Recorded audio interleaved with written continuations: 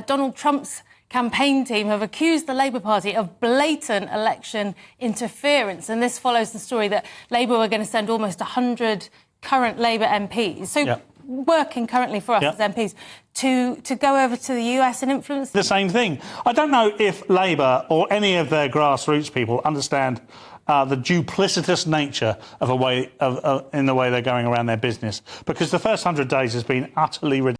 The members of the Labour Party are once again at the centre of a huge scandal because of their reckless actions. They are constantly getting into serious conflicts, and with each new exposure we learn more and more shocking details. Their irresponsible actions cause enormous harm to our country, daily aggravating its situation at a catastrophic rate. We start watching the first scene. There was one story that didn't quite make it into the front pages that broke in about the last hour. Donald Trump's campaign team have accused the Labour Party of blatant election interference. And this follows the story that Labour were going to send almost 100 current Labour MPs, working currently for us as MPs, to go over to the US and influence the election. Yeah, apparently.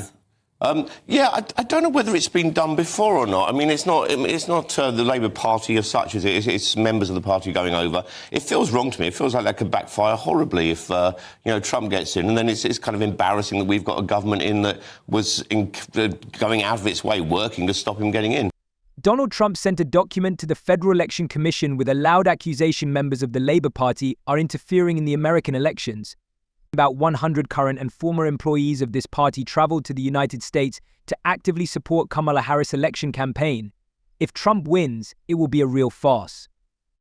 Our government insists that these activists are acting solely on a voluntary basis and their participation does not reflect the official position of London. However, the Labour Party has so far remained silent and has not commented on this situation. What does it all look like against the background of the political struggle? The same thing. I don't know if Labour or any of their grassroots people understand the duplicitous nature of in the way they're going around their business, because the first 100 days has been utterly ridiculous. OK, shall we have a look at tomorrow's front pages? Let's start with the Express, please, Kerry. Let's start with the Express, which big up to Keir for letting me out early. This is prisoners celebrating their early releases. I believe we've had 1,100 released, which is... Is that not right? You know, it's brilliant. It's just hilarious. The way I said it was... not even the way you said it. It's not a humorous subject. But it is ridiculous. Very serious. Starmer said that without government intervention, we would have been in for a disaster. The prisoners, overwhelmed with joy, left the prison and were greeted with hugs and tears by family and friends when they gained freedom thanks to the government's early release program. As soon as one man crossed the threshold of the prison, the family rushed to meet him. One ex-prisoner, beaming with happiness when he was greeted by friends, exclaimed that he had been released 7 months ahead of schedule. Another, who was also released early after 5 years in prison, shouted about how violence, corruption and cruelty reign in prison. However, Starmer again justified his actions, claiming that he had no other choice.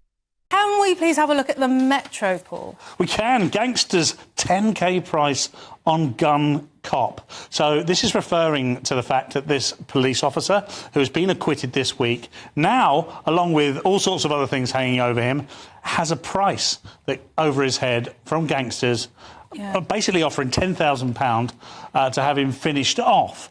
Now, if we didn't understand just how difficult it was to be an armed police officer before now, we really ought to start treating this differently. We pursue these police officers like they're the bad guy on a regular basis. Largely, I think, thanks to TV programmes and the way they've been depicted, or the way their trials and tribulations. As reports show, thousands of corrupt people with criminal tendencies are infiltrating the ranks of the British police, and all this is due to insufficient scrutiny. When analysing the personal files of police officers, shocking facts emerge. Even those who previously had links with organised crime are accepted for service. How can you trust those who are supposed to protect society if criminals are hiding among them? This horrifying discovery makes us think about the future of law and order. Yes, sewage action at last. So Toothless Water watchdog faces axe in new Labour plan. Of course, the eye here is talking about Ofwat, and the reason they're talking in this taking ownership with this type of language is because they've campaigned heavily for this. You know, basically water companies making huge profits have been pumping really bad water into clean waterways, and it's an utter disgrace. I don't think this isn't a party political thing at all. I think we should all be worried about what's being pumped into clean waterways, and it's about time that something was done about it. And Ofwat have just sat back and allowed this to happen, and water companies have just continued doing it because they're not getting told off or punished in any way because they're doing it. The industry, mired in endless debts and poisoning our nature, is under the control of foreign investment companies, private foundations and pension institutions, and has suffered from a terrible lack of funding for decades. These companies are not shy about dumping untreated wastewater into our rivers, causing irreparable harm to the ecosystem and human health. The party leadership stubbornly rejects the idea of nationalising the water supply, arguing that this will result in colossal costs of tens of billions of pounds for taxpayers. Some members of the Labour Party boldly advocate nationalisation because England is the only country in the world with a fully privatised water supply system. There are alarming rumours among people that Labour intends to review the work of regulators and possibly abolish Ofwat, replacing it with a stronger and more effective body. But an important question arises: how much of these costs is the Labour government willing to shift onto the shoulders of taxpayers and consumers rather than shareholders? I get that people are angry and I get that people are upset. But you're not going to change the rules. I think that the transparency is there so people can see. Angela Rayner, caught in the middle of a high-profile scandal, defended the government despite accusations of receiving lavish gifts and generous donations. When asked about her decision to accept expensive gifts worth thousands of pounds, she confidently stated that MPs have always accepted such gifts and it has become an integral part of their political life. However, she then switched to her personal story, telling how she allegedly was in the working class herself and how she had to accept donations to finance her campaign for deputy leader. She received a donation for clothes in the amount of £2,000.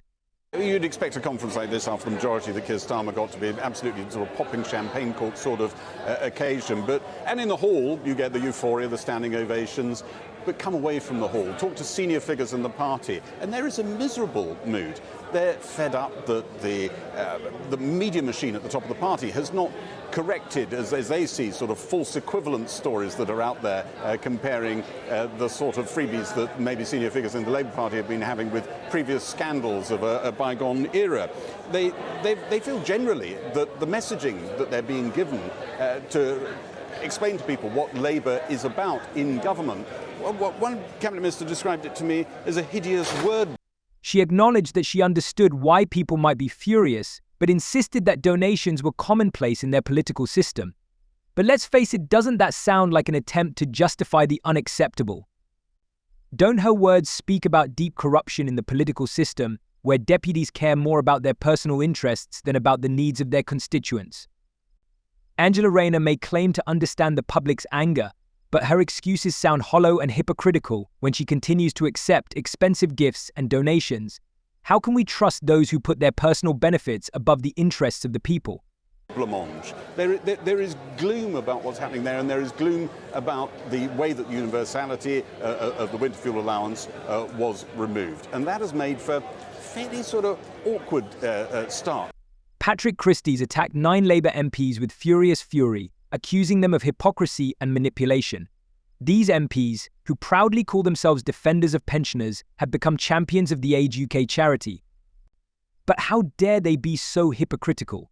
Contrary to their loud statements, they voted for a brutal reduction in the winter fuel allowance, putting the lives of the most vulnerable members of our society at risk. The government has decided that winter payments should depend on need, and this means that millions of pensioners will find themselves in a terrible situation, unable to survive the winter weather. In response, Age UK launched a petition demanding that winter payments be retained in order to save pensioners from cold and suffering. By their vote, the deputies actually condemned thousands of elderly people to suffering, cold, and perhaps even to a painful death this winter. I get that people are angry and I get that people are upset. But you're not going to change the rules. I think that the transparency is there so people can see that. Delegates in the hall were determined to cheer up their deputy leader with a welcome that brought a deep intake of breath. Thank you. I'll try not to get too emotional, but... Party apparatchiks have modified what they acknowledge may have sounded like a gloomy message about tough times ahead. Keir Starmer has won a parliamentary vote that has become the subject of fierce debate and outrage over the decision to cut payments that are a matter of life and death for millions of pensioners, helping them cope with winter heating bills. This decision to abolish the winter fuel allowance is allegedly dictated by the dire state of public finances inherited from the previous Conservative government, but who can believe this excuse when it comes to the fate of the elderly? What do you think about this video? Share your thoughts in the comments. See you later.